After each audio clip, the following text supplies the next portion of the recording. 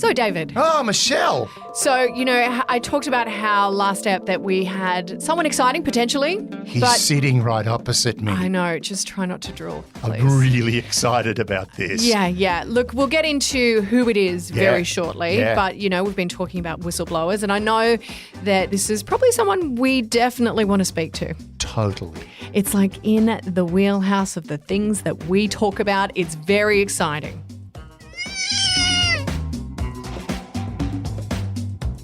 You're listening to I Spied, the whistleblower of Australian intelligence. Well, it's less of a whistle and more of a It's a party whistle. Oh.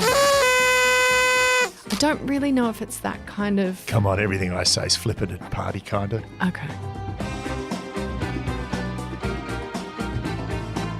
Hello and welcome to I Spied. My name's Michelle Stevenson. I'm here with David Callan. Now, we kind of teased it earlier, but we do have someone. We talk about whistleblowers all the time. Yeah, we do. And the thing is, I've been wanting to talk to a whistleblower for a long time. I know, literally a whistleblower. I'm a little scared about talking to whistleblowers because I don't know if they want to talk. But funnily enough... Apparently this one does. Also, the fact that they blew a whistle means they do want to talk. I'll bring our whistleblower in. David McBride, military lawyer, served in Afghanistan, turned whistleblower. Now you're facing trial, so very unusual circumstances that we're able to have you here. And look, you're charged. I mean, what is the formal charge? Oh, there's 5. Okay. I don't even know them myself. I do. 1 for unauthorised disclosure, 1 for theft of Commonwealth property, and 3 for breaches of the Defence Act. Okay. Right. So now, of course, because I'm a reader, and also you're not just a former lawyer for the Army, you're not former Army officer, both in the Australian Army and the British Army, not just a former tracker on the UK version of Hunted, was it? Well, you didn't read out of the book. We left that out. So you've done your research. Oh, yeah. He loves doing a deep dive. But you're also an author, and you've written a new book which is about to come out. I've had the privilege of reading it. Yes, The Nature of Honour. The Nature of Honour, son, duty-bound soldier, military lawyer, truth teller, father. So welcome and thank you so much for coming here. We're very excited to have you. We talk about a lot of this stuff that's kind of in our wheelhouse. Yeah. But I guess what I want to get through is how about we start from the beginning because, I'm sure this has taken quite a toll on you and it's been quite a journey. How did we get here? What was the thing that made you go, okay, I've had enough. I'm going to share what I know. Well, that's the end, Michelle. That's not the beginning. Okay, well, But you start there in the book. That's very interesting. You do start. I do start there to try and make it a little bit dramatic. And the problem is I'm only 3/4 the way through, so I don't know the end. okay, well, how about we start with that, with what I just asked, and then we can weave it on backwards. It's difficult. What I saw was that they'd gone too far with what I believe the politicisation of the Defence Force. I believe the whole war in Afghanistan had become a bit like selling photocopiers or something like that. We were making up false heroes. We were making false villains. Our allies were hopeless. We were losing the war and pretending to win. It had become like, Enron, the famous failed corporation, a Ponzi scheme of a war. Yeah, I wasn't going to be a part of it. It took a while. Because obviously to begin with, there's an element of accepting that things are not going to be perfect in any organisation that you're a member of. But eventually I had seen enough where I just thought, no, someone has to stand up. And if not now, when? And if not me, who? And so, yeah, and I'll go into the exact – it'll take a while to talk about the exact incident, which made me think that. But we'll probably have to go back a little bit. Okay, let's go back. Rewind. How far back? Yeah, well, Convicts? okay, yeah. Can I just get some context here? Let's get a bit of context because as you've said, I've read the book and it's a really good book. One of the things I love about it is the chapters aren't too long. So it's one of those ones we love a brief chapter. You can punch through. Yeah. But you studied law at UCED, then you studied law at Oxford, which, I mean, my God, you're a double degree lawyer, which is incredible. Then you joined the British Army, served in Ireland, served in Germany. So you've got this incredible military career. Then you came back to Australia and became a barrister, and then you started working for the Army Reserve as a lawyer and then finally joined the Australian Army as a legal representative for the SASR. Is that correct? That is correct. You used to be a spy or something because you are very good retention of information. He holds a lot of information. Sometimes it's not even useful. Yeah, trust me, don't ask me It's this a computer inside that head. Yeah. He loves doing a deep dive. He doesn't have friends, so he spends a lot of time doing research. Exceptionally patient wife and children. So, look, one of the things that came out, the whole thing was the release of the material to the ABC. Now, that would have taken cojones because one of the things that I would have thought first is you would have approached the department saying, this is going on and we need to address it. And you did do that, and yet the department seems to have done nothing until the Brereton Report. Yeah, like that's right. And that's one of the problems with being a whistleblower. And the way the legislation is written, it's not realistic because the first thing you have to do is to take it to your bosses. And if it's a really big thing, of course they know and of course they're part of it. And so they're not going to go, oh, yeah, you're right, we're guilty. Put the cuffs on us. They're going to say, no, there's nothing to see here. Yeah. And not only that, when you go to the media after that, which the Act actually envisages is possible, they know exactly who's done it because because you've kind of the documents you were talking about are suddenly online. Hang on a minute. It rings a bell. Yeah. So you did go and see and speak to someone? I made because I had a good career and I didn't want it to throw it out the window. So I made a very diplomatic, legalistic sort of complaint because I said, look, basically, I tried to give them an out because obviously if you don't give people an out, they've got no choice but to go for you. But to say, I understand it was a war. And we may have pushed the envelope a little bit and got a bit carried away about the truth, and because it was a war and we had various things that may be forgivable. But do we want to have a good look at this? And as diplomatically as I possibly could, and I listed 5 incidents where I thought we had lied or stretched the truth or fudged things in order for for the political outcome. Now. They didn't take very kindly to that. But, I mean, I did try to do it as diplomat. I did try. There was something inside of me, maybe overly optimistic now in retrospect, that was hoping that they might say, yeah, look, we see your point and we're going to do things differently next time. But they didn't. But at least that gave me some sort of fig leaf of protection to say, look, I did try to do it internally. Mm-hmm. And that is going to be, we've just been going through my initial complaint because that's kind of going to be the sort of key document in my defence. It's about 20 pages long and it's got a couple 100 pages attachments to it. So, and I haven't read it for 5 years at least. And I was quite surprised the other day reading it again that it does actually make sense. It's relatively technical, but it reads relatively well. I put many months into preparing and I had to do it in my spare time. And I spent a lot of late nights at work preparing it, which of course made everybody feel very nervous because they knew I was preparing a sort of detailed complaint and everybody's wondering whether they're going to be mentioned in it. But it was... Yeah, I know. I was pretty happy with it. That's going to be discussed in the case, whether or not it's ever going to become public knowledge. I don't know. So you've got this information. How did you come across this information? Is it just because I would imagine that these things kind of come out, but they don't really want everyone to know that this stuff is going on? Yeah, well, that's right. The first things that really bothered me, I was actually in Afghanistan. I was the lawyer because there's quite a few different lawyers in special forces, and I was the headquarters lawyer back in Canberra for a couple of years, and then I went as the SASR commando lawyer on the ground in Afghanistan. So it was Kandahar? No, in Tarankot. Oh, okay. Good guess. Kandahar is the headquarters. That's where our bosses were. That was going to be another alternative to my name to my book, The Kandahar Ski Club, in a kind of ironic way, but you would have got, but most people wouldn't have got. So I saw something on the ground and I thought that is so wrong. Well, it was a combination of politics and what happened on the ground. And then I started researching stuff. One of the things about a lawyer is you have the highest security clearance, but you've got to see everything. So all I had to do, I didn't have to do any hacking. I just had to sort of pull up files, which I was entitled to see on the system. And that's one of the things I did, for many months, is looking for files which to me didn't seem right and looking for patterns. And so I had the ability to pretty much look through anytime someone was killed, anytime there was any major incident, there's some sort of paper trail. And so I would look through all the paper trails and I tried to see patterns. One thing I didn't have was access to what the people were saying.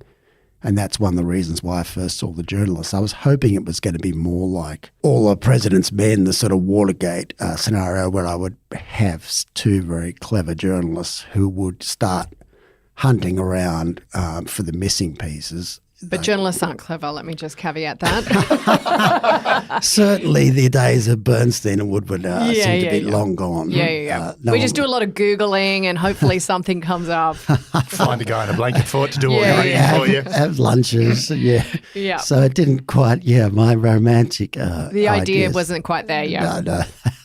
Those days are gone. They are well and truly gone. Look, there are some great journalists, but the problem is it's been, successive years of underpaying and carving out the importance of journalism. A friend of my lawyer is an ex-journalist, and he says that, and he says it is so gutted. And We're just gutted. One of the things that's very apparent in the book is your feelings towards the politicisation of defence. Now, I read somewhere that was more, it wasn't so much the war crimes going on in Afghanistan that was your main concern. It was actually what was going on in the upper echelons of defence. But the ABC took what that you gave them and found the war crime stuff to be obviously more titillating for an audience. But that's the thing that has you most concerned, isn't it? That's exactly right. That's what few people know. And and you need to have a fairly sophisticated audience like your audience. Oh, did you hear that, guys? You're sophisticated. You're class. All class. I don't know how we got here. I really don't. To get that, people who, if they listen to I Spy, they're obviously interested in I would have to. Deeper level. They do actually listen and understand. They school us sometimes. Yes, on things, they often send us things. And if you want to send us things, you can do that at I Spy Podcast on Twitter. Yep. I wouldn't recommend that, and I'll follow you on Twitter now, but that's exactly right. And that was one of the issues I had with the ABC. Well, it's not the ABC so much.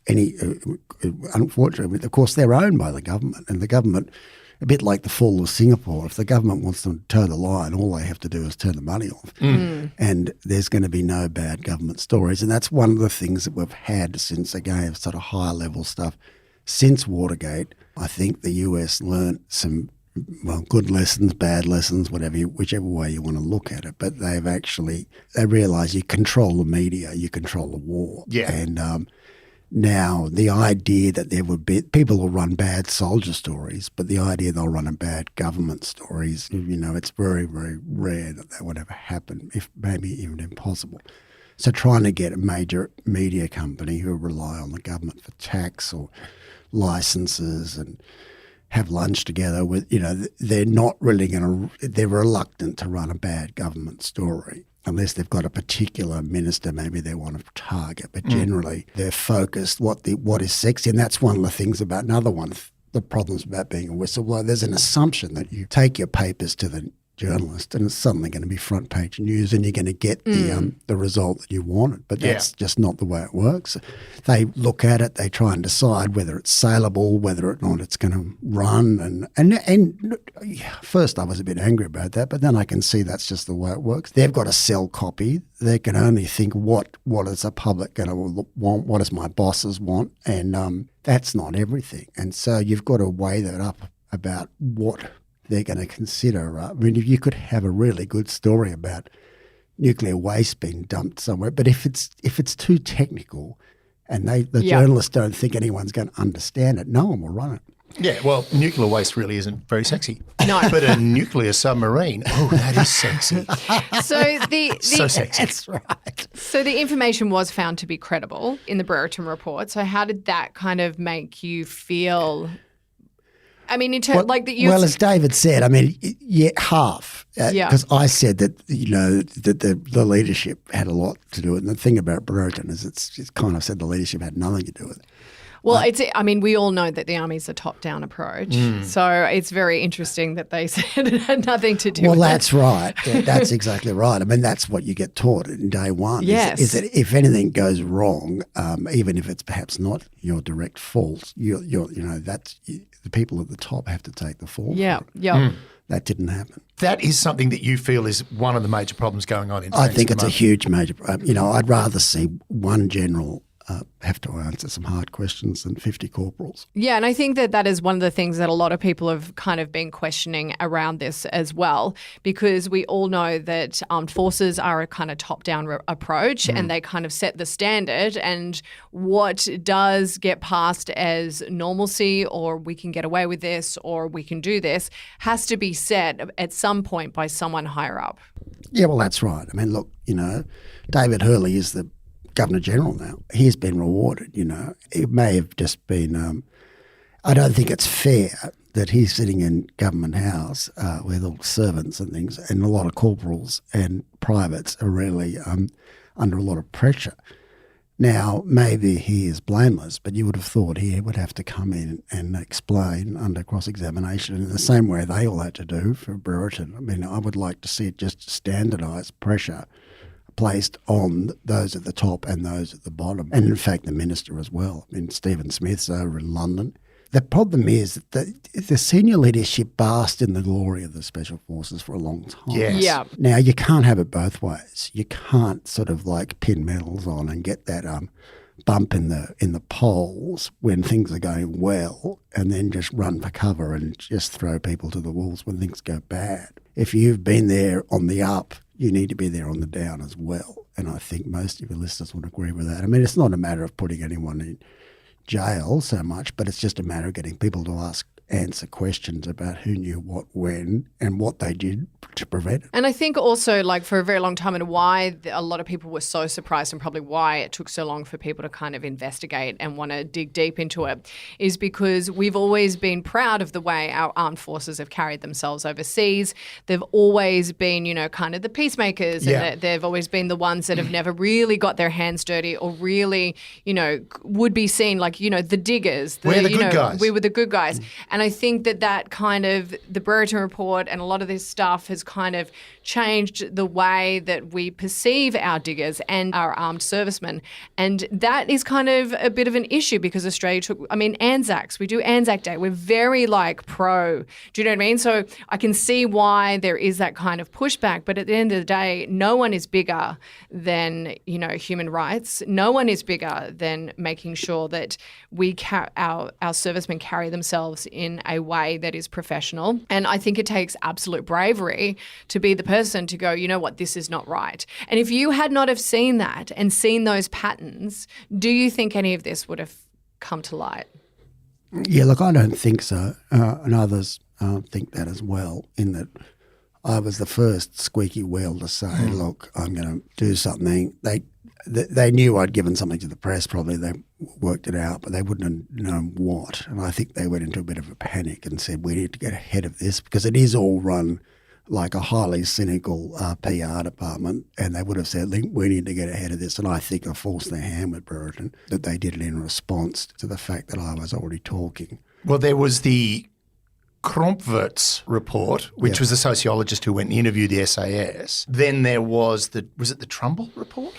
All of these different reports led into Brereton. But do you believe that you're the squeaky wheel, that basically you're the finger that was pulled out of the dam and the water started to leak through? Yeah, I think so. I mean, because I took the raw documents. One of the things that I pointed out, I said, hang on. And in the Ben Roberts-Smith defamation trial, some of the tangential things, apart from the sort of the major allegations, but the tangential things are very interesting, again, for the tragics who like all the details. Andrew Hastie, who was a captain in the SAS before he became a politician, and he said he complained about Ben Roberts-Smith in 2012/2013. Now, a number of corporals also complained in end of 2012 when Ben Roberts-Smith got a leadership commendation or something, and they said, really? And military leadership say they knew nothing. But, I mean, these people complained. And then in 2013, they started investigating anything. And that's actually what got my interest up. I said, because in 2013, going back to the very beginning of the interview, it said what sparked it. It was actually the investigation of a guy who had clearly just been defending himself. And they were trying to put him in jail for murder. And I was like, really? You know, this guy's not even within the parameters of a murder investigation, and you are hanging him out to dry, and yet we've had all these allegations, credible 39 murder incidents the year before, and you didn't investigate one of them. Something as strange is going on. It looked like they knew something was up. The complaints, it looks to me, my case theory is that they heard Hastie's complaint, they heard the corporal's complaint.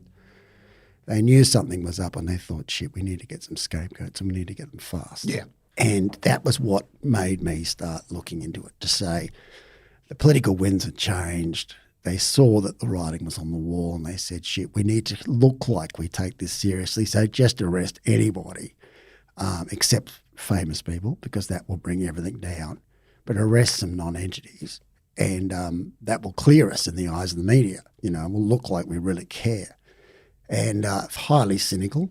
And most people, a lot of my contemporaries were like, oh, why do you care? You know, so some non-entity gets chucked in jail and too bad, so sad. He should have known that when he was getting, but that just wasn't good enough for me. You don't put good people in jail to make up for bad people just because the politicians want it. That's just not how it works if you're a professional soldier. And that's that sort of politicisation to say, oh, we need a scapegoat. Doesn't matter whether he's guilty or not. And so I started looking into it, and the more I looked into it, the change was quite obvious between 2013, when the complaints were first, 2012, sorry, when the complaints were first made, to 2013, when they started going on this sort of hunt for scalps. And I thought, what's happened? Something's happened. And that's what I wanted some journalists to look into, say, does anybody in the minister's, is there any evidence, smoking gun emails in the minister's office to say that they put out some sort of signal to say we need scapegoats? Was there a trail? Did you find a trail of those complaints that Hastie and et cetera had kind of said this is happening? Because I would imagine they would have had a trail. No, I didn't. I don't have that. I've only got a lot of what they call circumstantial case, but it doesn't look great for them. And since I'm the defendant, they have to prove beyond reasonable doubt that I'm wrong. And so that's some advantage that I've got. Well, there is the public interest disclosure legislation, which should, by ways and means, kind of sanction this. However, it can be exempted for national security reasons. The thing is, now this is all out. One of the things that I find interesting about it is it's all out now. So where's the beef? What's the problem here? Yeah, of course. I mean, that's the problem with the whole national security exemption, is that the government gets to decide what's, well, at least they get to put forward. And it could be just, the Prime Minister's killed his wife, and they can say, look, that's national security. And it's very hard to say that's not really national security. That's just embarrassing. But that is going to be the big question in the trial. But you're right to say, and most people in the Australian public see this, to say this is a war that was fought 10 years ago, and it's about people getting killed on mountaintops in windswept places. How could that possibly be something? It's embarrassing, sure, but is it really national security? I don't think so.